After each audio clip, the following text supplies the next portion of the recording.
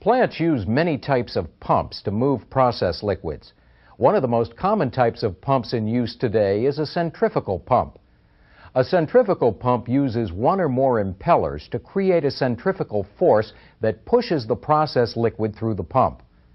While there are a number of different types of centrifugal pumps, they can be grouped into two basic categories: single-stage pumps and multistage pumps.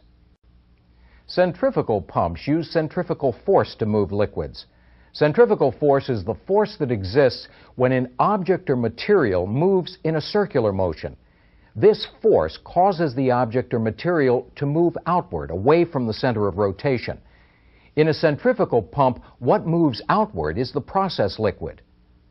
We can see how a centrifugal pump works by using this simplified illustration. All centrifugal pumps have an inlet, a casing, and an outlet. Inside the pump's casing is an impeller.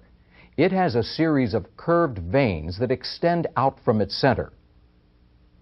The pump's casing is designed so that the area around the impeller creates a gradually widening spiral channel. This widening channel is known as the volute. Since this pump has only one impeller and one volute, it is referred to as a single-stage pump.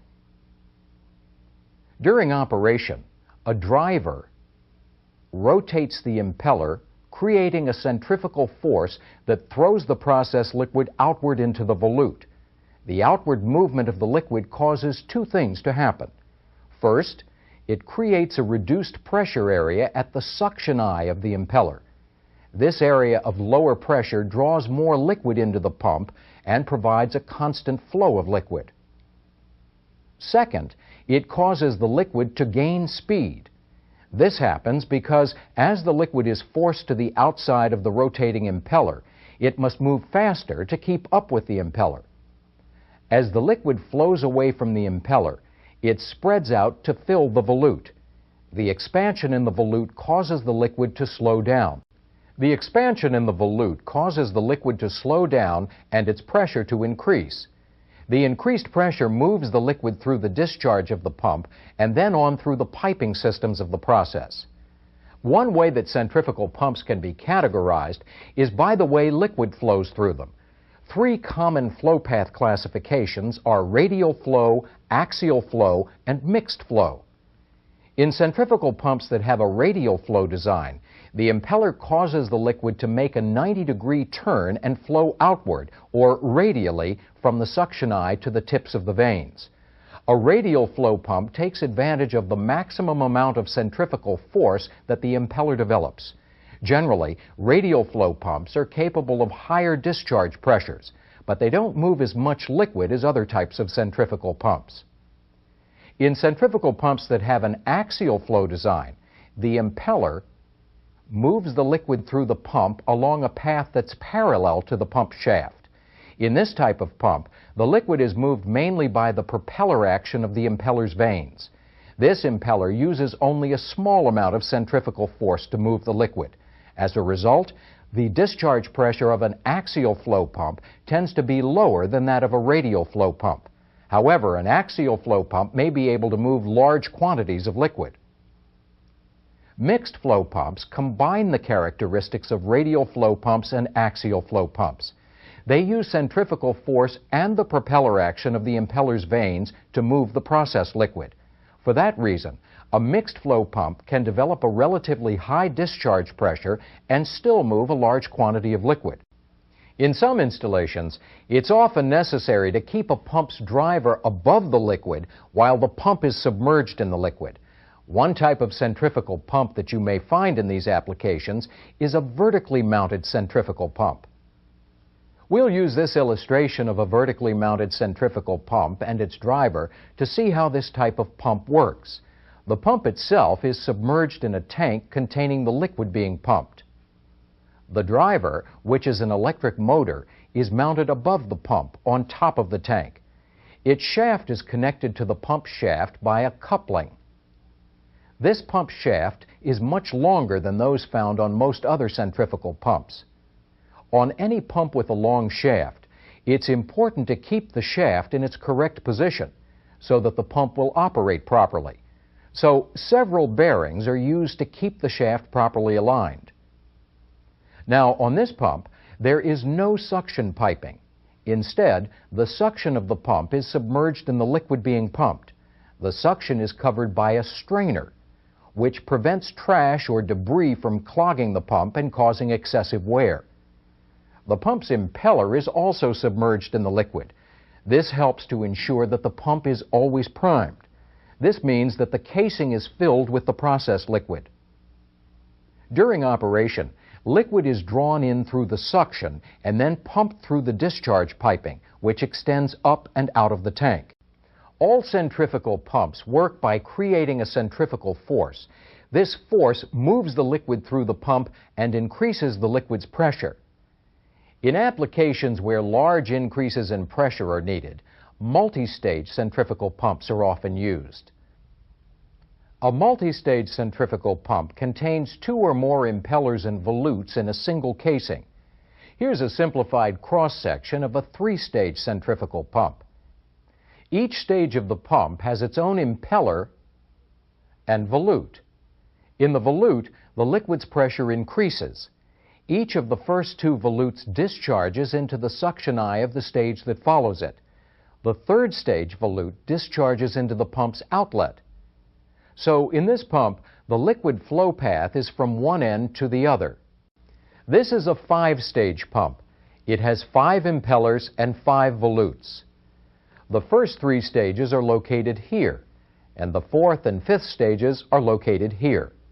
But as you can see, the liquid's flow path is different from that of the 3-stage pump we just saw. In this pump, liquid enters through the suction and flows into the impeller of the first stage. This impeller has a suction eye on both sides and is often called a double suction impeller. From the discharge of the first stage volute, the liquid flows into the second stage suction eye, then out of the second stage discharge and on to the third stage suction eye, and out of the third stage discharge to the suction eye of the 4th stage. The liquid from the 4th stage is routed to the suction eye of the 5th and final stage. After the liquid passes through the 5th stage, it leaves the pump through the discharge piping. Regardless of how the impellers on a centrifugal pump are arranged, or how many stages a pump has, the liquid's pressure increases as it passes through each stage. This creates a thrust across the impellers in each stage. This thrust, known as axial thrust, is caused by the difference in pressure between the suction eye and the volute. Because there is a difference in pressure across the impellers, axial thrust is created, and it tries to push the pump shaft toward the suction eyes. In order for the pump to operate properly, the thrust must be offset. On some pumps, the thrust is offset by using a thrust bearing or a device known as a balance piston or balance drum. On other pumps, the thrust is offset by the arrangement of the impellers. This pump has a balance piston. During operation, some of the fluid leaving the pump flows along the shaft and exerts pressure against the balance piston. That pressure tends to force the pump shaft away from the suction eyes and reduces the total thrust. Any fluid that passes by the balance piston is returned to the suction side of the first stage. Now on this pump, the arrangement of the impellers is used to offset axial thrust. Process liquid enters the first stage impeller from both sides, so the pressures on both sides of the impeller are equal. The suction eyes for the second stage and third stage impellers face in the opposite direction from the suction eyes of the 4th stage and 5th stage impellers. Since the forces caused by axial thrust are in opposite directions, they tend to cancel each other out. As a result, axial thrust in this pump is kept to a minimum. In this topic, we looked at the basic operation of several types of centrifugal pumps, including single-stage pumps, vertical pumps, and multi-stage pumps. Now let's try some practice questions that relate to this material. During operation, a driver rotates the impeller, creating a centrifugal force that throws the process liquid outward into the volute. Now, on this pump, there is no suction piping. Instead, the suction of the pump is submerged in the liquid being pumped. The suction is covered by a strainer, which prevents trash or debris from clogging the pump and causing excessive wear. The pump's impeller is also submerged in the liquid. This helps to ensure that the pump is always primed. This means that the casing is filled with the process liquid. This is a 5-stage pump. It has 5 impellers and 5 volutes. The first 3 stages are located here, and the 4th and 5th stages are located here. But, as you can see, the liquid's flow path is different from that of the 3-stage pump we just saw. In this pump, liquid enters through the suction and flows into the impeller of the first stage.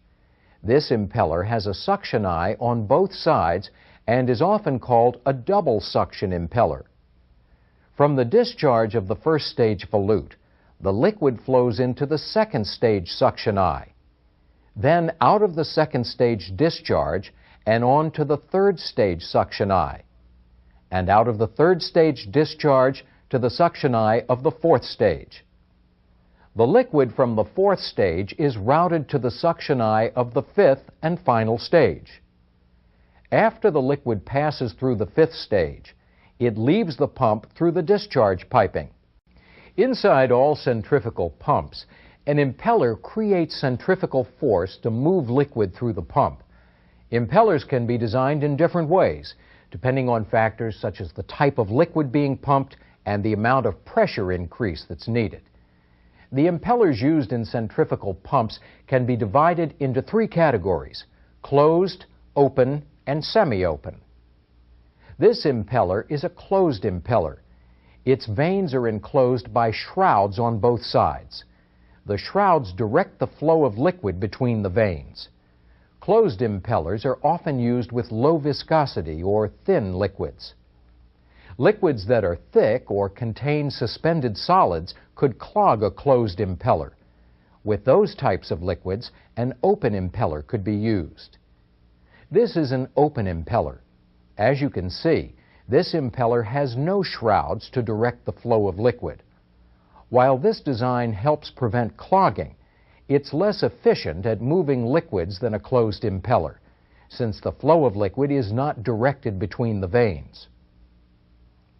Open impellers are used to pump thick liquids or liquids with solids such as slurries, and closed impellers are used to pump thin liquids.